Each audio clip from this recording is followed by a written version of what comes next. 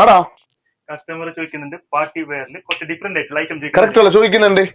അതിന് വേണ്ടി പാർട്ടി വെയറിൽ സാധനം വന്നിട്ടുണ്ടല്ലോ. ഷിഫോൺ ഷോള് അതിന് അതൊരു കംപ്ലൈന്റ് ഉണ്ട്. എന്ത് പറഞ്ഞാൽ ഞങ്ങളോട് പറഞ്ഞ ഷിഫോൺ ഷോള് വേണ്ട, അത് കുറെ കണ്ടത് അങ്ങനെ പറഞ്ഞല്ലോ.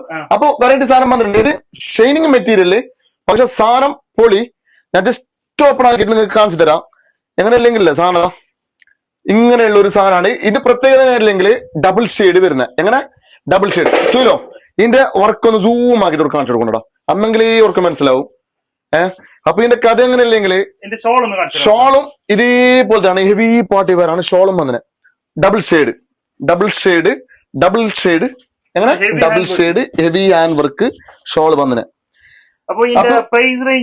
പ്രൈസ് റേഞ്ച് എന്നല്ലെങ്കിൽ ഒരു ടു മച്ച് പ്രൈസ്.